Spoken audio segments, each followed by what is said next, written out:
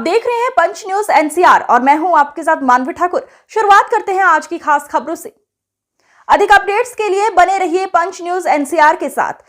Channel को like, share, subscribe करें और बेल आइकन दबाना बिल्कुल न भूलें। एक दिवसीय जोधपुर प्रवास पर पहुंचे राजस्थान सरकार के खेल एवं युवा मामले के राज्य मंत्री के बिश्नोई ने सर्किट हाउस में पत्रकार वार्ता की। इस दौरान उनके साथ जिलाध्यक्ष देवेंद्र सालेचा, शहर विधायक अतुल भंसाली, देहात दक्षिण जिलाध्यक्ष जगराम बिश्नोई, संभाग मीडिया संयोजक जगदीश धानदिया, जिला महामंत्री मनीष पुरोहित, जिला उपाध्यक्ष संजय चंदेर मानी, संभाग मीडिया प्रभारी अचल सिंह मेड़तिया साथ में मौजूद रहे। इस दौरान राज्य मंत्री के बिश्नोई ने वर्तमान में राज्य सरकार द्वारा कुल 1,11,000 से अधिक सरकारी नियुक्तियों के लिए जारी की गई विज्ञप्ति के बारे में जानकारी दी।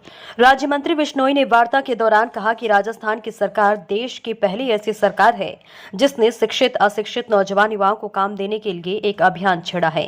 प्रधानमंत्री नरेंद्र मोदी के नेतृत्व एवं मार्गदर्शन में युवाओं के सपनों को साकार करने का काम राजस्थान की भजनलाल सरकार कर रही है। राज्य मंत्री के बिश्नोई ने कहा, पिछली कांग्रेस सरकार ने युवाओं के भविष्य से खिलवाड़ किया और हर परीक्षा में पेपर लीक किए गए, हजारों युवाओं के करियर बर्बाद किए हैं। हमारी सरकार ने पहला सबसे बड़ा काम ये किया कि पेपर लीक पर रोक लगा दी गई और पिछली सरकार में फर्जीवाड़े से नौकरी करने वालों को चुन चुन कर पकड़ा।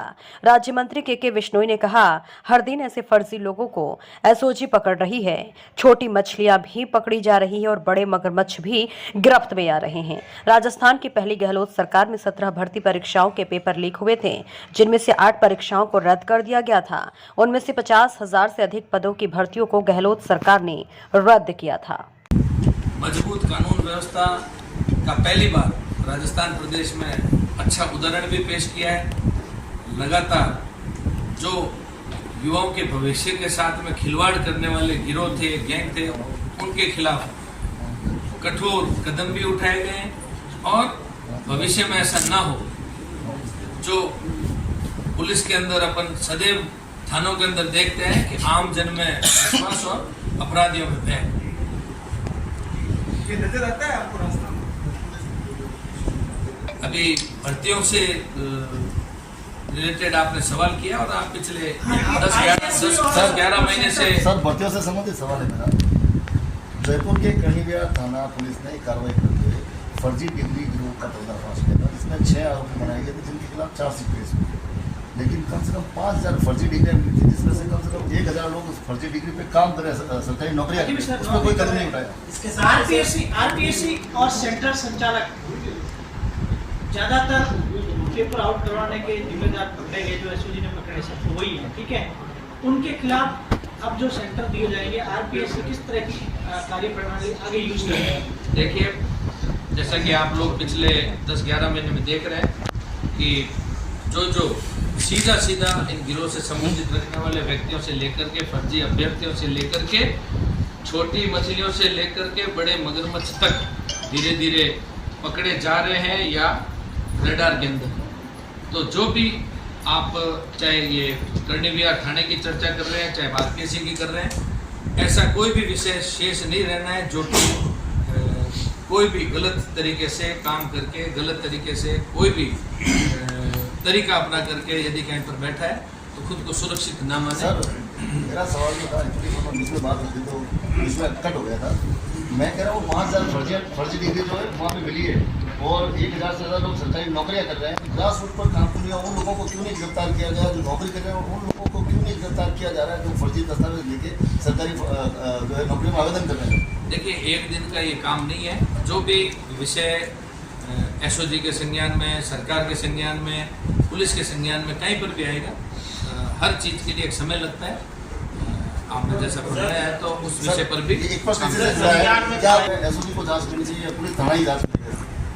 नहीं, पुलिस भी अपना काम जिम्मेदारी से कर रही है, लेकिन क्योंकि ये भर्ती का प्रकरण हमने संकल्प पत्र के अंदर भी इसको एसआईटी का सरकार बनते ही जो गठन किया, एसओजी को जांच सौंपी गई, इसलिए ये नहीं सौंपी गई सर, थाना प्रभारी कर रहे हैं। नहीं, इसकी थाना प्रभारी कर रहे तो पुलिस भी जिम्मेदार है। एसओजी पुलिस एक ही तंत्र है, अपने अलग अलग नाम दे रखे हैं क्योंकि वो स्पेशल ऑपरेशन ग्रुप है, काम तो पुलिस का ही है। सर, संज्ञान में तो आया ही होगा कि आपने प्रेस वार्ता शुरू में कहा पिछली पूर्ववर्ती सरकार में 19 पेपर में से 17 पेपर लीक हो गए। लेकिन कहीं कहीं जहाज जो है ऐसा ही कोई घूमती फिरती नजर आ रही है, कोई और पेपर की कोई जहाज या कोई आरोपी ऐसे कोई पकड़ा नहीं गया, कहीं आगे गए नहीं है। सिर्फ ऐसा ही को ही पकड़ रहे हैं, उन्हीं को डाले जब हेड कांस्टेबल उसमें अच्छा कार्य कर रही है आपकी सरकार, पर बाकी भर्तियां भी तो होनी चाहिए सर, उस पर क्या कार्रवाई होगी? आपको जैसे जैसे समय निकलेगा हम आपको खूब सारे नई नई सूचनाएं आपको देंगे। अच्छा, लेकिन एक चीज जो और है कार्य सर। होगा वो तो पूरा आपको बताया जाएगा। कि हालांकि पूर्ववर्ती सरकार पे फिर बात आ जाएगी, उन्होंने जिले 2 कर दिए, बालोतरा और बाड़मेर, है ना, और सांचौर कुछ। लेकिन इसी इलाके में क्योंकि जो ज़्यादातर मामले आए सामने वो इसी बेल्ट से आए, अब आपका भी वही क्षेत्र है, उसको लेकर के क्या कुछ कार्य योजना है कि वहाँ कम हो इस तरह के घटनाक्रम या नहीं हो, या आगे के इस तरीके से सरकार उसको लेकर के उस क्षेत्र विशेष को लेकर के क्या कुछ योजना है? देखिए, इसमें एक क्षेत्र विशेष की अपन चर्चा ना करें, क्योंकि पूरे राजस्थान प्रदेश से अलग अलग जगह से अभी तक 150 के आसपास जो गिरफ्तारियां हुई है पूरे राजस्थान भर से हुई है, और इसमें कोई क्षेत्र या जाति उसका विषय नहीं है। अपराधी जिसने भी अपराध किया है उसके लिए कठोर कदम उठाए जा रहे हैं, पीछे भी उठाए गए और आगे भी अपराधियों को अपराध करने से पहले सोचना वो तो क्वांटिटी के हिसाब से पूछा सर, ज़्यादा आ रहे थे। हमने वैसे संख्या नहीं गिनी है, लेकिन जो भी कहीं पर भी बैठा है अभी तक जांच प्रक्रियाधीन है, अभी तक इसमें पूर्ण विराम नहीं लगा। पूर्ववर्ती सरकार के लोगों का भी नाम आएगा सर इस जांच में? पूर्ववर्ती सरकार के लोगों, जनप्रतिनिधि का भी सर नाम देखिए, आएगा? जांच का विषय ये अभी आज बताना काफी जल्दी होगा। खेलो राजस्थान कब शुरू करवाएगा सर? खेलो इंडिया के चलते चलते खेलो राजस्थान का भी काम जल्दी चालू करवाएंगे। आपने कहा अगस्त में आएगा, अगस्त से सितंबर, अक्टूबर, नवंबर आएगा। वैसे अलग अलग खेल के अंदर युवा लगे हुए हैं, खूब सारे खेल के अंदर युवा अपना अच्छा प्रदर्शन कर रहे हैं। सर्जेंट राजस्थान को लेकर के शुरुआत में कहा था सर्जेंट राजस्थान क्या चल रहा है सर? उसको लेकर के क्या कुछ है यहाँ? मैडम रोज रद्द करो। राजस्थान को लेकर, क्योंकि पीसी तो आपने ऑर्गेनाइज उसके लिए रिसर्जेंट राजस्थान, जैसा कि अभी मैंने जिक्र किया, मोदी जी ने विकसित भारत का संकल्प लिया है, वैसे ही हमारे आदरणीय मुख्यमंत्री भजनलाल जी ने विकसित राजस्थान का संकल्प लेते हुए सरकार बनते ही ये एक पहली बार ऐतिहासिक 4,90,000 करोड़ का बजट भी उन्होंने पेश किया। पहले ही वर्ष में सरकार बनते ही राइजिंग राजस्थान की दिशा में उन्होंने कदम उठाए। अलग अलग जिलों से नहीं, प्रदेश से नहीं, देश से नहीं और विदेश तक एक संयुक्त प्रयास करके पहली बार कुछ नवाचार भी किए हैं। उद्योग महकमे में 10 IAS अधिकारी को लगाया गया है। अलग अलग वरिष्ठ 18 IAS अधिकारियों को अलग अलग देश के साथ में उनका एक प्रभार उनको दिया गया है, ताकि उन देश से जो भी निवेश आएगा तो उन अधिकारियों के, चाहे वो कोई डिपार्टमेंट में उनकी पोस्टिंग हो, लेकिन वहाँ से निवेश आने पर वो जिम्मेदारी पूर्वक एक सिंगल विंडो की तरह उन निवेशकों का साथ देकर के जमीन पर कैसे उद्योग को उतारा जाए उस दिशा में काम किया जा रहा है। और अब तक लगभग 12 लाख प्लस करोड़ के कुछ MOU साइन हो चुके हैं। और चर्चा करना चाहूँगा तो पचपदरा की धरती से, क्योंकि भारतमाला जो जामनगर से अमृतसर तक पचपदरा रिफाइनरी को होते हुए एक लंबा हाईवे मोदी जी की लंबे विजन के साथ में राजस्थान प्रदेश को मिला, और दूसरा दिल्ली मुंबई फ्रेट कॉरिडोर में भी अपने को 2 जो हाईवे मिले हैं, इनके बीच में और इनके आसपास खूब सारे नए नए उद्योग, जैसे इधर रिफाइनरी का काम भी मार्च 25 तक लगभग संपूर्ण होने का है, उससे जुड़े हुए सब्सिडरी खूब सारे व्यवसाय यहाँ पर आने का है।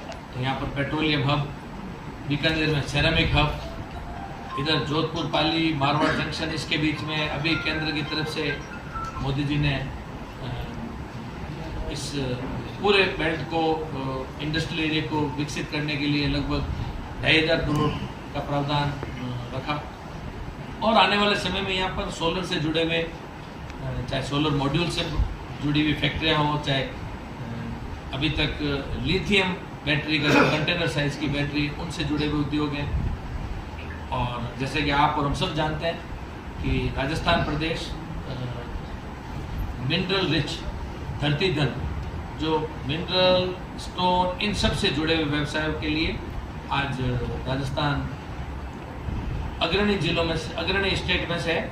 और आने वाले समय में जैसे जैसे समय निकल रहा है, चित्तौड़गढ़ के अंदर एक ग्लास फैक्ट्री को अपन ने इलेक्ट्रिसिटी, गैस इलेक्ट्रिक वहाँ पर देने का काम चालू किया है। जैसे ही वो थोड़ा सस्ता बिजली का जब इंडस्ट्रीज के लिए मदद मिलेगी तो खूब सारे नए उद्योग भी यहाँ पर, चाहे टाइल से जुड़े हुए उद्योग है उनका आने का होगा।